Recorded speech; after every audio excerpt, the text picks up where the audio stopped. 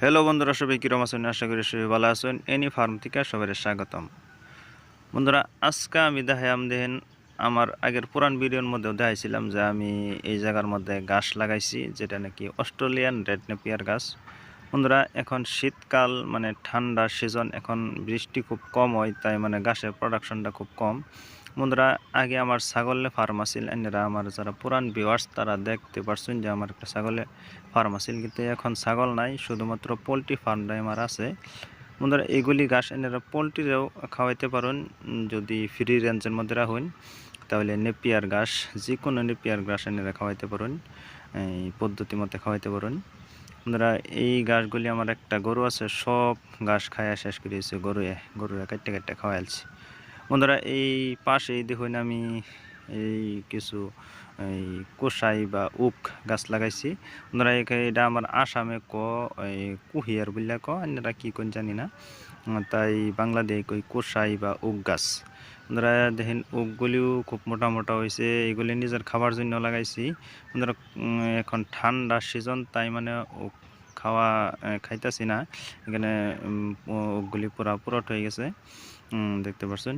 বন্ধুরা, দেখেন এই জায়গার মধ্যে আমি একটা ক্ষেতের পাশে আমি একটা রহর কালাই গাছ লাগাইছি। এনে করে দেখাইতেছি রহর কালাই কোনটা রেখো, দেখতে চিনতে পারেন নাকি? এটা ডাল বানায় খাওয়া যায়। দেখেন এটা রেখো রহর কালাই, এখানে কিছু আছে, আগেও তুললা নিচ্ছি, এগুলি পুরোট হয়েছে না, রেখে দিছি। বন্ধুরা, আমার ক্ষেতের মাঝ বরাবর দেখেন একটা গাছ, এটা খুব মানে দরকারি গাছ, এটা পোলট্রির জন্য, এটা সজিনা গাছ। পোলট্রিরে মানে মুরগিরা এটার পাতাটা খাওয়াইলে ক্যালসিয়ামের জন্য খুব ভালো। বন্ধুরা, দেখেন এইটা আমাদের পাথার বা মাঠ বললে এই দেখেন পাথারের মধ্যে এখন ধান চাষের কাজ চলতেছে, দেখতে পাচ্ছেন পুরা পাথারের মধ্যে ধান চাষ চলতেছে। এটা বুড়ো ধান আমাদের এখানে লাগা, বুড়ো ধানের কাজ চলতেছে। দেখেন এইখানে একটা সোলার আছে, সোলার দিয়া মানে পানির যোগান ধরতেছে, সোলারটা চলতেছে। এমনি করে আমি এখানে জুম করে দেখাইতেছি। এখানে দেখেন একটা সোলার, এই সোলার দেওয়া পানি দেওয়া হইতেছে। বন্ধুরা, এই পাথারের মধ্যে খুব ধান চাষও, মানে খুব ধান ভালোইও বলতে পারি, কারণ আমাদের এখানে পাথারটা খুব বেশ বড়ই আছে, ধান চাষের কাজ চলতেছে, মানুষের কাজ করতেছে। বন্ধুরা, আজকে মানে আমার যে ঘাস ক্ষেতের ভিডিও, মানে একটা নরম ভিডিও দিলাম। বন্ধুরা, আমি একটা নতুন ঘাসের প্রজাতি লাগাইছিলাম, এটা শুধু কলকাতার থেকে অর্ডার করে আনছিলাম।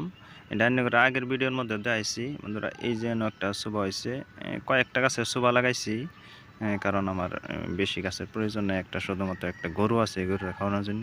বন্ধুরা, এই গাছটা কইছিল যে যারা ওয়ান হাইব্রিড গাছ, কিন্তু জানি না যারা ওয়ান হাইব্রিড করে দিছে। এই দেখেন এখানে গাছ যেটা যারা ওয়ান হাইব্রিড, এখন যারা ওয়ান করে দিচ্ছে, যারা ওয়ান হাইব্রিড গাছ বলে আমি ধরে লিছি। তাই মানে এই যারা ওয়ান হাইব্রিড গাছটা নতুন প্রজাতির কলকাতা থেকে অর্ডার করে আনছিলাম, এটা লাগাইছিলাম। দেখেন খুব বেশি ভালো হয়েছে না, মোটামুটি হয়েছে। বন্ধুরা, আজকে এই পর্যন্তই একটা নর্মাল ভিডিওটা কিরম লাগলো, যদি ভিডিওটা ভালো লাগে তাই ভিডিওর মধ্যে একটা লাইক করবেন, আর কমেন্ট করে কিছু জিজ্ঞাসা থাকলে জিজ্ঞাবেন। আমার চ্যানেলে যারা নতুন, আমার চ্যানেলটা সাবস্ক্রাইব করে নেবেন, অন নোটিফিকেশনটা ক্লিক